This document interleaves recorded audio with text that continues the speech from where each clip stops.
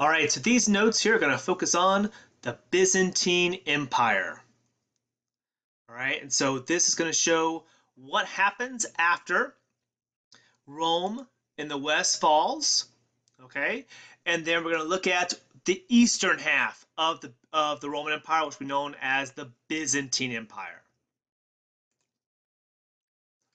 So Christianity provided this kind of common ground for really Europe and part of Asia during this time period.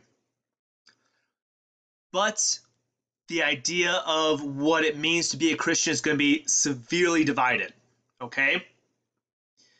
So, with that, you're going to have the Byzantine Empire, that's going to be known as Orthodox,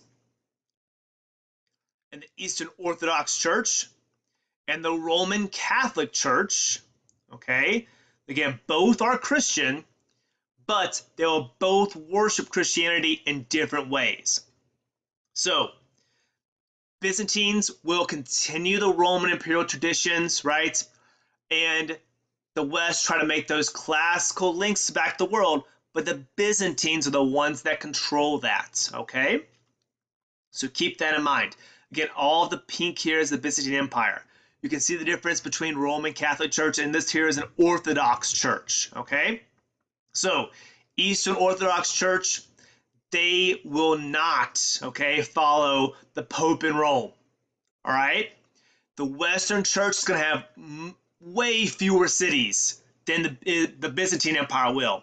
Byzantium will have lots and lots of cities here, right, for the people to live in, and therefore they'll have much more money, all right, and they also have a lot more people as well. Remember again, if this is going too quickly, right, you don't need to write down every single thing on the board, right? And also, just like the notes from yesterday said, okay, you can also slow down what's happening by pausing the video at any point in time. So, the eastern half, okay, of Christianity is going to build on the Roman past.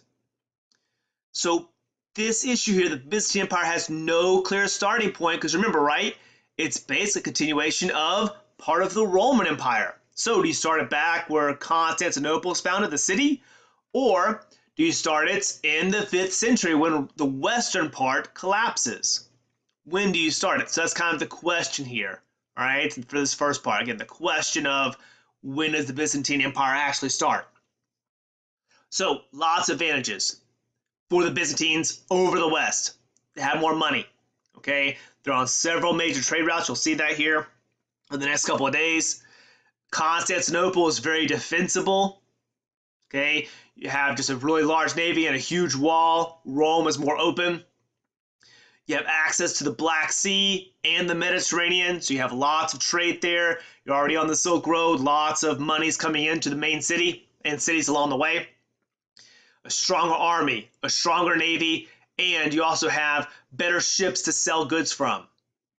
Plus, they inherited all the good things, the Roman infrastructure, that Rome left them, okay? So all those things are going to allow for the Byzantines to be much stronger in the western part of the empire. The western part of the empire is more rural, okay? They have a lot more farms. They're more spread out. And so it's harder for them to become unified again, all right? And matter of fact, the Western Empire will never become completely unified again.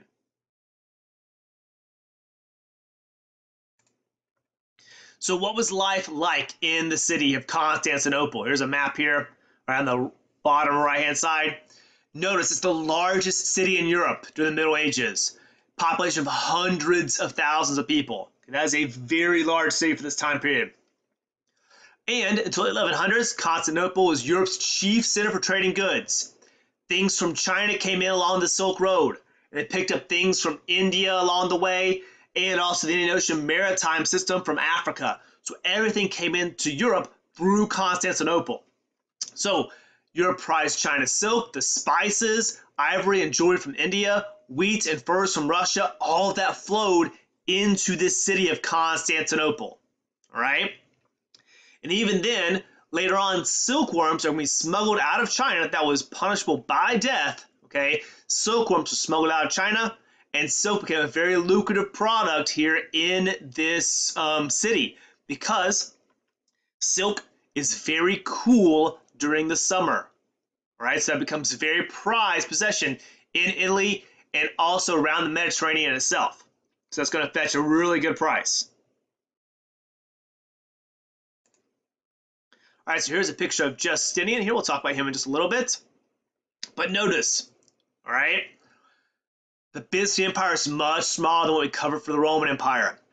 And Constantinople here, all right, they're going to have a very controlled, centralized government. Okay, they're going to keep control.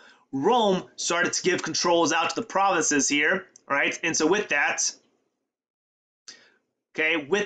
what happens is that Constantinople, though, keeps its power. Okay, it still controls everything because it's not going to give any of it away. Couple differences, though.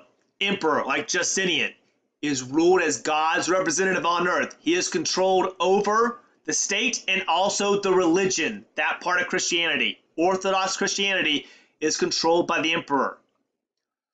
All right, grandeur of court based on the Persian style. Persia's out here, okay, for those of you who are wondering. So they based upon that Persian style, and they are concerned with tax collection. Rome was not great at collecting taxes. They start running out of money, okay, towards the end. Byzantine's not going to make that mistake. Right? They're going to make sure they have plenty of taxes, and they're going to make sure that stuff keeps coming in until Europeans start attacking them and the Turkish Empire starts attacking them as well. All right, so let's talk about Justinian himself in the last page here. He becomes the emperor, and he wants to restore the Roman Empire. So you can see here the red line. They do not hold on to all of this.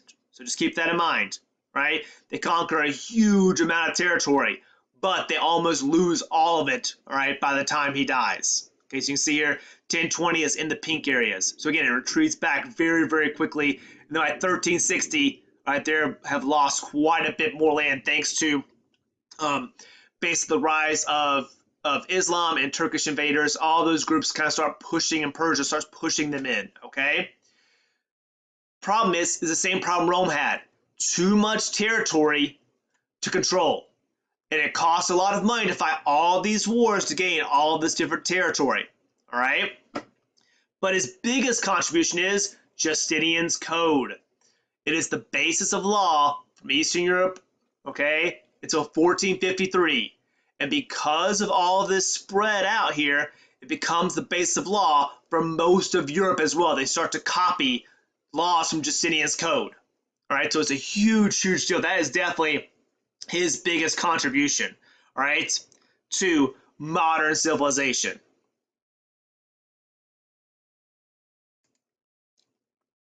Here looking at the Byzantine Church here was called Caesaropapism. Caesaropapism.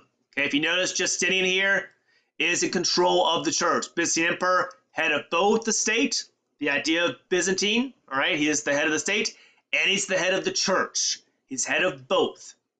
Okay, that does not happen for most European history. The Pope is the head of the Papal States, and that's a very small, quote, country in Italy. Right now, the Papal States is basically just going to be Vatican City today. A very small thing. It's like 2 square mile area of Rome. All right, but Caesaropapism. That's where as you can tell, right, Julius Caesar, Augustus Caesar, okay, and papism from Pope. So he's the head of both the country and the religion.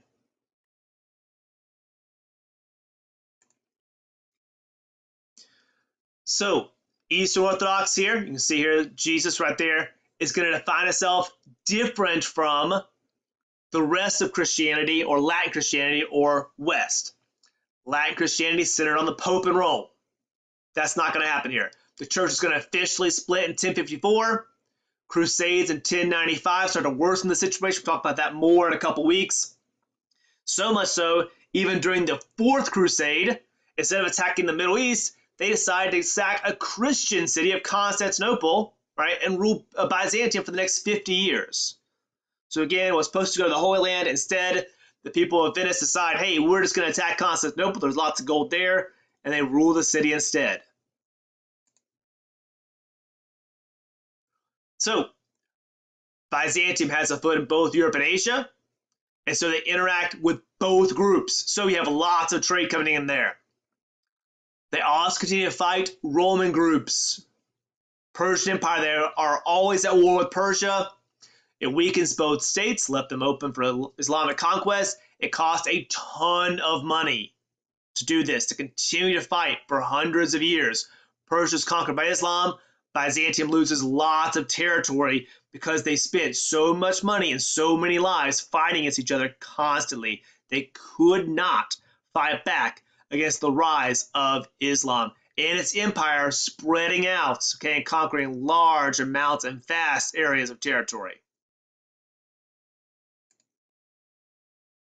So Byzantium's central player, like I said before, in long distance Eurasian trade. That's Europe and Asia there. So both continents are tied in.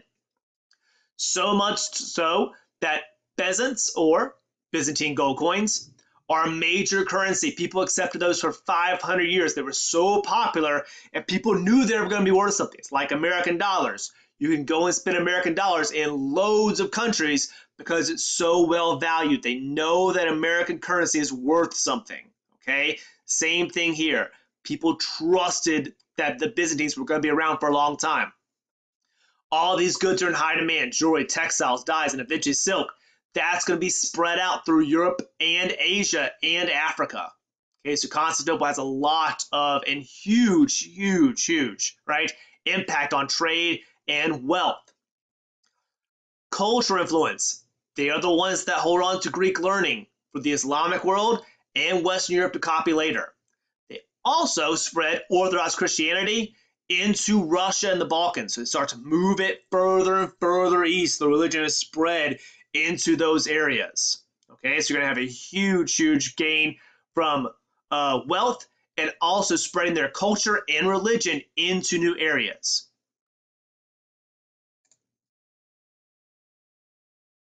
All right, the conversion of Russia.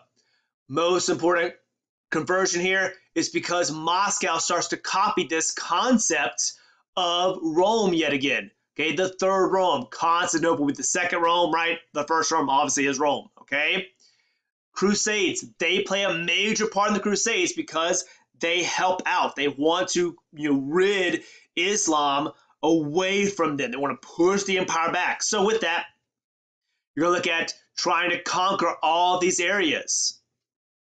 However, because they continually fight, it's going to actually weaken Byzantium. Western Europe's not the one getting attacked. Okay, it's going to be the Byzantines. The popes are going to strengthen their position because the Byzantines are weakened. All right, so tens of thousands of Europeans start to make contact with the Islamic world, and it's also going to harden cultural barriers. Think about it. If all you know about Christians are the fact that they continually invade you in the Middle East, Islam's going to have a really hard time trusting Christians.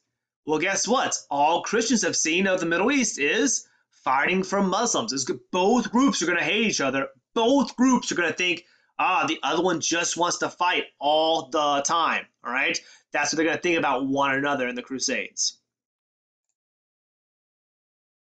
All right, so another huge thing that's going to impact here in Byzantium and in the Middle East is Greek works are saved by Byzantium and in Constantinople. Okay, Aristotle is going to basis of university education not only in the Middle East but also in Europe. It dominates Western European thought for 500 years. All right, so it's a huge deal. They'll be able to hold on to these works and begin to translate them into various European and also Arab language, okay? So you have all of that happening around the same time. And so that's a huge deal there for them, okay? So hopefully you've learned quite a bit about the Byzantines, all right? We will start exploring more and more about the Byzantines here over the next couple of days.